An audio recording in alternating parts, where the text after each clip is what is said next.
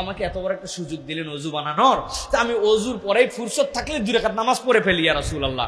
আল্লাহ নবী বলেন, আল্লাহ তোমার এই আমলকে এত পছন্দ করেন যে দুনিয়ায় বেলাল আছে আর তার পায়ের খরমের শব্দ কেমন হবে আল্লাহ জান্নাতে আমাকে শুনাই দিয়েছেন। সুবহানাল্লাহ। আমি কত অজু করলাম জীবনে, কত ব্যস্ততা আমার, কিন্তু 2 রাকাত অজুর নামাজ পড়লাম না। কত মসজিদে ঢুকলাম, ঢুকার পরে মোবাইল টিপতে টিপতে মসজিদের মধ্যেও সময় পার করে দিলাম। মসজিদে যাই বসে গেলাম, 2 মিনিট আছে ঘড়ির দিকে তাকায় অপেক্ষা করলাম, কিন্তু আমি তাহিয়াতুল মসজিদের 2 রাকাত সালাত আদায় করলাম না। মসজিদে বসার আগে 2 রাকাত সালাত আদায় করা, প্রত্যেকদিন কিছু ওজিফা বাড়ানো, প্রত্যেকদিন কিছু জিকির আজকার করা, প্রত্যেকদিন কিছু কোরআন তেলাওয়াত করা, মাঝে মাঝে গভীর রাত্রে উঠে তাহাজ্জুদের প্র্যাকটিস করা, সুন্নত আমলগুলা না ছাড়া আল্লাহ নবীর প্রতি কিছু কিছু দরুদ শরীফ পাঠ করা। মানে আমাকে তো বুঝাতে হবে যে আল্লাহ আমার বয়স বাড়ছে, টাকা বাড়ছে, অপোজিশন বাড়ছে, আগে ভাড়া বাড়িতে থাকতাম নিজের বাড়ি হয়েছে, আগে সন্তান সন্ততি ছিল না এখন হয়েছে, আমার তো সব বাড়লো কিন্তু আমার আমল বাড়লো কিনা। আল্লাহ বলতেছেন, বান্দা এইটা তোরে স্মরণ করাই দেওয়ার জন্য আমি বললাম না আমাল সলিহান ইন্না মুকিনুন। ওই দিন যাওয়ার পরে কিন্তু বলবি, আল্লাহ আমি আবার দুনিয়ায় ফেরত যেতে চাই আমল করার জন্য। আল্লাহ বলছেন ওই দিন আসার দরকার নাই, আমি আগেই জানাই রাখলাম এই ঘটনা কিন্তু হবে, তুই প্রস্তুতি নিয়ে আয়। সুবহানাল্লাহ। তাহলে আমরা কি সিদ্ধান্ত নিতে পারবো যে ইনশাআল্লাহ আমরা আমাদের জীবনে আমল বাড়ানোর জন্য চেষ্টা করব? পারবো ইনশাআল্লাহ? পারবো। এবার চলেন তাহলে 2 নম্বরে। আল্লাহ রাব্বুল আলামিন বলছেন, ও আমার হাবিব, ওই দিন যাওয়ার পরে যখন মানুষজন কিয়ামতের বিভীষিকার মধ্যে উত্থিত হওয়া শুরু করবে, সব মানুষ ওই দিন ভয়ঙ্কর পরিবেশের মধ্যে যাবে না। আল্লাহ রাব্বুল আলামিন কতক মানুষের জন্য এক্সেপশনাল ব্যবস্থা করবেন। ওই মানুষগুলোকে আল্লাহ ডেকে নিয়ে তারা আরশে আজিমের ছায়ার নিচে বসায় দিবেন। সব মানুষ যদি মনে করে কিয়ামতের ময়দান ভয়াবহ, ভুল কনসেপ্ট এইটা, সকলের জন্য এটা ভুল। সকলের জন্য কিয়ামতের ময়দান ভয়াবহ হবে না, কতক মানুষ টেরই পাবে না। রব্বুল আমিন এক মুহূর্তের মধ্যেই খেলাটুকু তার জন্য কতক মানুষের জন্য ওইটা বিশাল বড় কঠিন হবে, বিশাল বড় কঠিন হবে। আপনি যদি ছোট্ট একটু কনসেপ্টের মধ্যেও বুঝেন, আপনার এইখান থেকে চন্দ্রা বেশি দূরে নয়, অল্প একটুখানি পথ, 5-7 কিলোমিটার 10 কিলোমিটার গেলে হয়ে যায়। এখন কঠিন গরমের দিনে আপনি যদি রাস্তা 10 কিলোমিটারই এখান থেকে হেঁটে হেঁটে চন্দ্রা পর্যন্ত যান, আপনার অবস্থাটা কি হবে? আরেকজন যদি একটা সুন্দর কারের মধ্যে এসি করা করে ছেড়ে দিয়ে ওই পর্যন্ত রাস্তায় কোনো যানজট নাই যায়, এখন ওইখানে যাওয়ার পরে 2 ব্যক্তিকেই যদি বলা হয়, আর কারের ভিতরে যেই লোক আছে সে বলতেছে, ভাই এটা কোনো রাস্তাই না, খালি উঠলাম আর নামলাম, বিরক্ত লেগে গেল, আর একটু দূরে গেলে ভাল লাগতো। আর যেই বেটা হাঁটে হাঁটে আইছে 1.5 ঘন্টায়, ওই বলবে মিয়া ইয়ার কি মারেন, কি কষ্ট আমি জানি, আগে পানি দেন, ঠান্ডা কলিজা ঠান্ডা হয়ে যায়, ঠিক কিনা? সুতরাং রাস্তা বরাবর হলেও পদ্ধতিটা আলাদা। আল্লাহ বলতেছেন ওই দিন যাওয়ার পরে আল্লাহর এক শ্রেণীর বান্দা আল্লাহর সামনে ওই দিন উঠবে। আল্লাহ বলতেছেন তারা ওই দিন আল্লাহর কাছে একটা কথা বলতে শুরু করবে, এই কথার দলের মধ্যে যেন তোমরা শামিল হয়েও না, আমি আল্লাহ তোমাদেরকে জানাই দেই। আল্লাহ বলছেন, ইন্না আনজারনাকুম আযাবান করিবা ইয়াওমা ইয়ানজুরুল মার'উ মা قدمت يداه ويقول الكافر يا ليتني كنت ترابا। আল্লাহ বলতেছেন, ও আমার হাবিব, ওই দিন আপনি দেখতে পাবেন দুনিয়ায় গাদ্দারি করছে, দুনিয়ায় ইসলাম পছন্দ করে নাই, দুনিয়ার বুকে বিশাল শান-শওকত নিয়ে চলছিল, মাতব্বরি তকব্বরি তো কেউ তাদের সাথে পারে নাই, মনে করছিল ধরা ছোঁয়ার বাইরে। আল্লাহ বলতেছেন, ইন্না আনজারনাকুম আযাবান করিবা, যখন তাদের কাছে আযাব চলে আসবে, আল্লাহর নিকট হয়ে যাবে, ইয়াউমা ইয়ানজুরুল মার'উ মা কদ্দামাত ইয়াদাহু, ওই দিন দেখতে পাবে মানুষ কি সে অগ্রে পাঠায় আসছে, কি সে ডিপোজিট করছে, সব যখন ব্যালেন্স চেক করে দেখতে পাবে। আল্লাহ বলতেছেন ওই সময় এক শ্রেণীর লোক আল্লাহর কাছে চিৎকার করে বলতে শুরু করবে, তারা কারা? ওয়ায়াকুলুল কাফিরু ইয়া লাইতানি কুনতু তুরাবা। আল্লাহ বলছেন যারা কাফের তারা আল্লাহর কাছে বলবে, আমরা যদি আজকে মাটি হয়ে যেতাম। নবীজি সাল্লাল্লাহু আলাইহি ওয়াসাল্লাম বলছেন, এত কিছু থাকতে তারা মাটি হতে যাবে কেন? জিজ্ঞাসা আছে না ভাই, কেন মাটি হতে যাবে? হাদিসের মধ্যে আসছে, মুসনাদ আহমদের হাদিসের মধ্যে আল্লাহ নবী বলছেন, সব মানুষকে আল্লাহ যখন ইয়াউমা ইয়াবআসু, আল্লাহ যখন আবার উত্থিত করবেন, সব মানুষ, সব সৃষ্টিকুল আল্লাহর সামনে হাজির হয়ে যাবে, জন্মদিনের পোশাক পরে হাজির হয়ে যাবে, কারো গায়ে কোনো ড্রেস থাকবে না। ওই যে ছোট্টবেলায় যেরকম করে উঠেছিল আল্লাহ এরকম করে সবাইরে হাজির করবেন, সব প্রাণী হাজির। আল্লাহ নবী বলছেন, এরপর আল্লাহ কতকগুলা দুম্বা, কতকগুলা ছাগল, কতকগুলা ভেড়া তার সামনে আল্লাহ হাজির করবেন।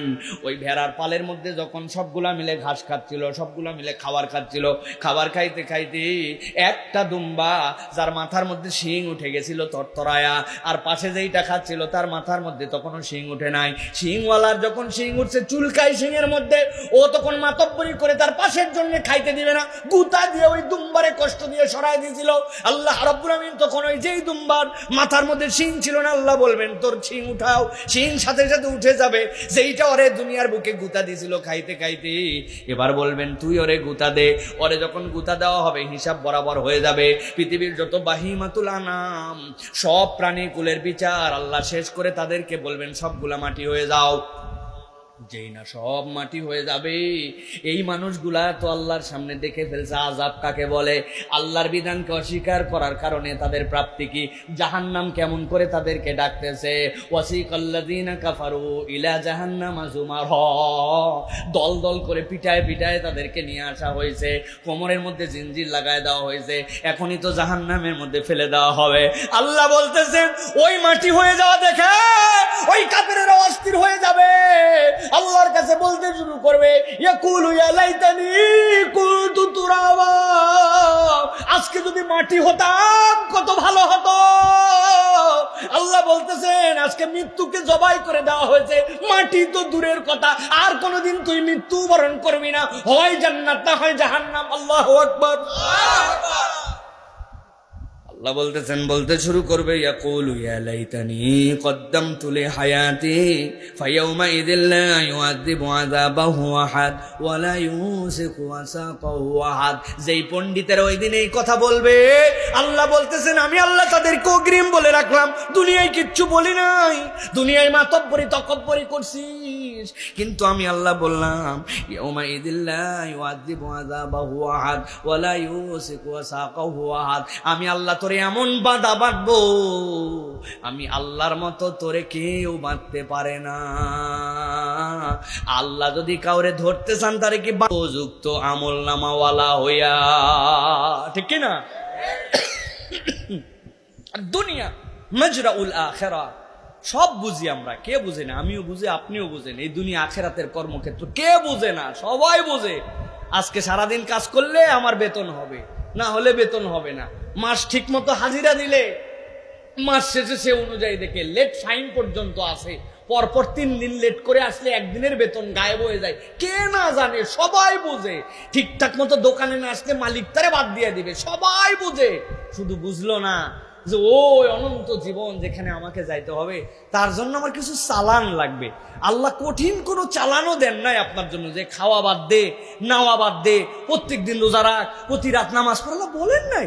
আল্লাহ বলতেছেন বান্দা আমার ফরজ হুকুমগুলো তুই পালন কর, 5 ওয়াক্ত নামাজটা বাদ দিস না, হ্যাঁ, তুই মিথ্যা কথাটা বলিস না, হারামের সাথে জড়িত হইস না, আল্লাহর সাথে কাউকে শরিক করিস না, পর্দা পুশিদা ফরজ হলে পর্দা পুশিদাটা ঠিকঠাক মতো কর, দাড়ি রাখার যদি উপযুক্ত হয়ে যায় এই কবিরা গুনাহটা করিস না, এটা তুই ছেড়ে দে, টাকনুর উপরে কাপড়টা উঠায় চল, সুদ ঘুষের সাথে তুই জড়িত হোস না, বান্দার হকে তুই ফাঁকি দিস না।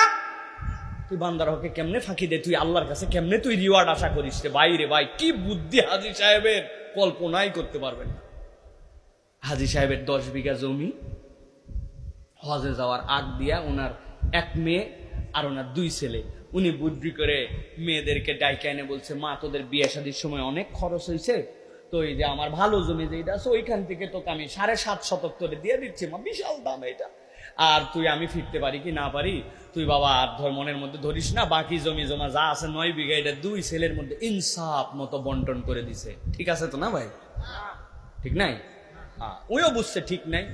এখন না বুঝে মক্কা শরীফ রওনা হয়ে গেছে। মক্কা শরীফে যাওয়ার পরে খানায় কাবার সামনে যখন হাজির, হাজী সাহেব তখন খানায় কাবার সামনে হাত তুলে আল্লাহর কাছে দোয়া করতেছে, আল্লাহ কান্না ঠেলায় আশপাশের লোকজন ওর সাথে জড়িত হয়েছে যে বাপ রে বাপ, এইরকম আল্লাহর খাস বান্দা কি দোয়া করে দেখি। আদি সে দোয়া করতে রব্বুল আলামিন আশা রাখবে আল্লাহ মেয়েদেরকে একটু কম জমি দিয়া, একটু কম জমি, ছেলেদেরকে আল্লাহ একটু বেশি দিয়েছে। আল্লাহ কাজটা করা ঠিক হয় না আল্লাহ। খানায় খাবার সামনে আসলে প্রথম দোয়া করলো আল্লাহ তুই সব গুনাহ মাফ করে দিস আল্লাহ, আজকে আমার এই ভুলটা তুই দোয়া করে মাফ। বুঝে থাকলে বলেন তো, বান্দার হক নষ্ট করে যদি আল্লাহর সামনে যায় আর আল্লাহর কাছে দোয়া করে, ওই দিন কি রব্বুল আলামিন ওই হক নষ্টের গুনাহ মাফ করবে? আল্লাহ রাব্বুল আমিন বলছেন ওই দিন যাওয়ার পরে এমনি এমনি তো তুমি মাটি হতে চাও নাই, তোমার মাটি হওয়ার পিছনে কারণ ছিল। তুমি রব্বুল আমিনের সামনে ওই দিন হাজির হইছো কারণ এমন কাজ করে আসছো, তোমার আমলনামা তোমার সামনে চলে আসছে। বাপ মা তোমাকে কত স্নেহ করে করে বড় করলো, আদরে আদরে তোমারে বড় করে এই পর্যন্ত নিয়ে আসলো। তুমি যখন একটুখানি হাত পা চলা করা শিখছো, যখন তোমার বল ফুটে গেছে, যখন তুমি একটু সাবালক হয়েছো, তখন তুমি তোমার বাপ মার সাথে গাদ্দারি করো, বেয়াদবি করো। তোমার বাপ মা যেদিকে বলে সেই দিকে চলো না। চিন্তা করছো বাপ মায়ের কথা মানার না মানার মধ্যে কি যায়? আমার আল্লাহ বলছেন ওয়াকাদা রাব্বুকা আল্লা তা'বুদু ইল্লা ইয়্যা ওয়া বিল ওয়ালিদাইনি ইহসানা। আমি আল্লাহর হুকুম মানার পরে বাপ মায়ের কথা মানা তোর জন্য ফরজ করছিলাম বান্দা। আজকে তুই বাপ মায়ের কথা না শুনে বেয়াদবি করে আসছিস, তুই তকব্বরি করে আসছিস। বাপ মা বলছে আব্বারে এইরকম চুল মানুষে কাটে না, এই চুল কাটলে মানুষ ভদ্রলোক বলে না, এইটা কখনো ভদ্র পরিবারের চুল কাটা হতে পারে না। বেশি কথা বললে তোমার বাড়ি থাকলাম না, আছে না ভাই? আরে ভালো প্যান্ট মানুষ পরে, তুই কেন নিচের প্যান্ট কেনার পরে সেরা প্যান্ট পরিস? কই এইটার নাম স্টাইল, তুমি কি বোঝো? আছে কিনা? অমুক বন্ধুর সাথে ঘুরিস না, ওইটা গাঞ্জাখর, ওইটা হচ্ছে মদখর, ওইটা হচ্ছে নেশাখর, তার সাথে চলবি না। কয় হয় আমি ওর সাথে চলবো, তোমার যদি সমস্যা থাকে বাড়ির থেকে বাইর করে দাও। বাড়ির থেকে বাইর করে দাও বলে বাপ মার সাথে বেয়াদবি করে, উচ্ছৃঙ্খলের মতো আচরণ করে। দুনিয়ার মানুষ তাকে স্মার্ট বলতে পারে, কিন্তু সে মূলত জাহান্নামের তালিকায় তার নামটাকে উঠায় নিচ্ছে, ঠিক কিনা? এরকম সন্তান অবশ্য আমাদের গাজীপুরে না, আসেনি? আমার আল্লাহ রাব্বুল আমিন বলছেন ওই সন্তানগুলোর জন্য ওই দিন যাওয়ার পরে তারা টের পাবে। আল্লাহ কোরআনে কি বলছেন দেখেন, আমার একটাও আমার কথা নয়। আমার আল্লাহ রাব্বুল আমিন বলছেন ওয়া আম্মা মান উতিয়া কিতাবাহু বিশিমালিহি ফায়াকুলু ইয়া লাইতানি লাম উতা কিতাবিয়া ولم أدر ما حسابيا يا ليتها كانت القاضية। আল্লাহ বলছেন সাবধান ও আমার বান্দারা, সাবধান, সহ্য করতে পারবি না। আল্লাহ বলছেন কিয়ামতের দিনে যাওয়ার পরে এক শ্রেণী আল্লাহর সামনে হাজির হয়ে যাবে। যাওয়ার পরে তারা বলতে শুরু করবে আম্মা মান উতিয়া কিতাবাহু বিশিমালিহি। তাদের বাম হাতে যেই না আমলনামা দিয়ে দেওয়া হবে, ওই বাম হাতের আমলনামা, আমি যতবার এই তাফসীর করি, যতবার বলি আমার নিজের মধ্যে ভয় লেগে যায়। ওই বাম হাতে আমলনামা এরকম নয়, এদিকে আয়, ধর তোর আমলনামা, একজন দিয়েছে ডান হাতে, একজন দিয়েছে বাম হাতে, সস্তা কারবার এরকম হবে না। আল্লাহ কোরআনুল কারীমের মধ্যে বলছেন আম্মা মান উতিয়া কিতাবাহু ওয়ারাআ যাহরি ফাসাউফা ইয়াদউ সুবুরা। ওই বান্দাকে ডাক দেওয়া হবে, ডাক দেওয়া দেখে ওই বান্দা ভয় পেয়ে যাবে। আল্লাহ নবী বলছেন ওই ডাক দেওয়া দেখে কেন ভয় পাবে জানো নাকি?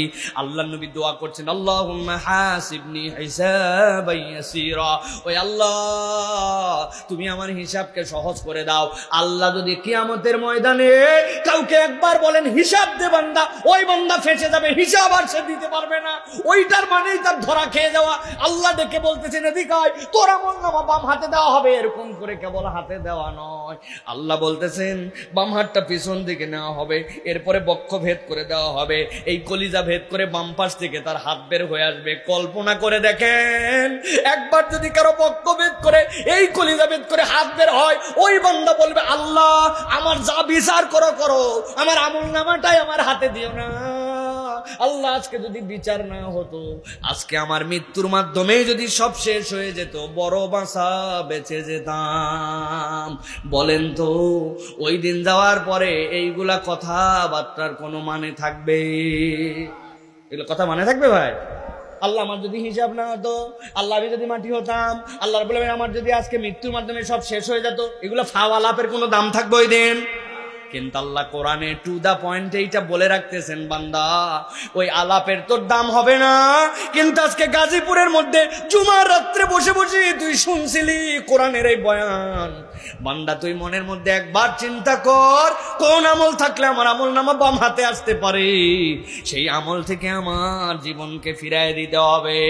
আমার আমল নামার মধ্যে দেখা যায় নামাজ নাই, আমার আমল নামার মধ্যে দেখা যায় আমার বাপ মার সাথে সম্পর্ক ভালো নাই, আমার আমল নামার মধ্যে দেখা যায় বান্দার হক মারে খেয়ে ফেলছে, আমি সামান্য একটু জমির মায়া ত্যাগ করতে পারি নাই, ঠেলে ঠেলে নিজের ওই সানসেটটা রাস্তার মধ্যে তুলে দিছি, বাউন্ডারি ওয়ালটা পাওয়ার ছিল, ক্ষমতা ছিল, একটু জোর করে এক হাতে একটুখানি বাইর করে দিয়ে জমি দখল করে নিছি।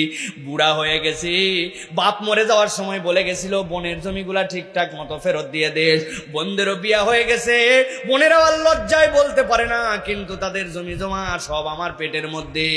উলাইকা ইয়াকুলুনা ফি বুতুনিহিম নারা।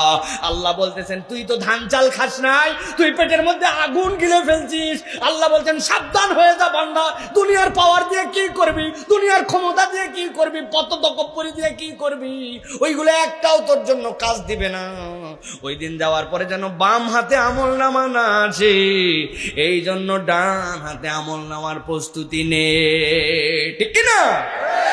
তাহলে প্রিয় ভাইরা, এটা গেল 2 নম্বর পয়েন্ট।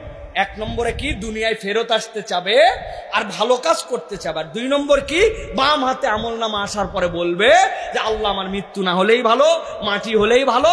এগুলো একটাও ওই দিন কথা কাজ দিবে না। কারণ কি, আল্লাহ যা বলছে ও তা করে নাই, ঠিক কিনা? তাহলে প্রিয় ভাইরা, আমাদেরকে আমাদের জীবন শুধরানোর দরকার আছে কিনা? বুঝে থাকলে বলেন দরকার আছে।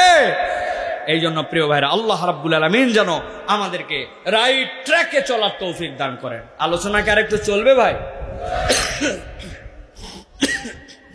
ইনশাআল্লাহ চলবে, শেষ করে যাব।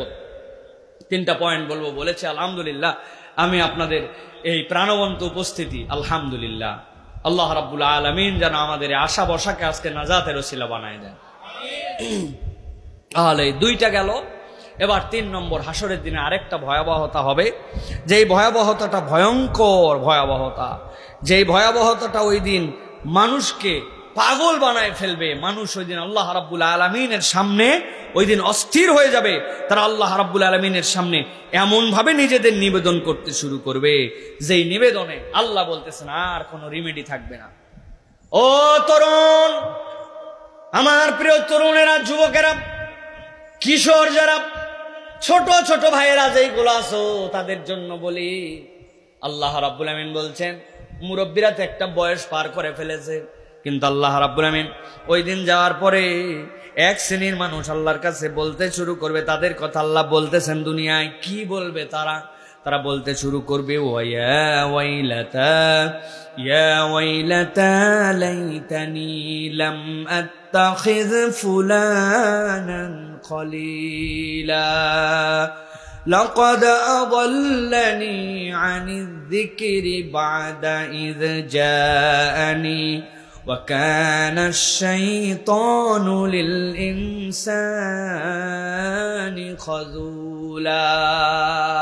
আল্লাহ বলছেন, ও আমার হাবিব, ওই দিন আপনি দেখবেন এক শ্রেণীর মানুষ ওই হাসরের দিনে আল্লাহর কাছে ছোট্ট একটা কথা বলতেছে আর বুক চাপড়াচ্ছে। তারা বলতে শুরু করবে, ইয়া ওয়াইলাতা লাইতানি, কি আফসোস আমাদের, আজকে আমাদের থেকে হতভাগার কেউ নাই। কেন রে, কি কাজ তুই করছিলি জন্য এত আফসোস করতেছিস, নিজেকে এত অভিশাপ দিচ্ছিস, এত হতভাগা ভাবতেছিস কেন? কি তোর অপরাধ ছিল দুনিয়ায়? আল্লাহ বলছেন, তারা বলতে শুরু করবে,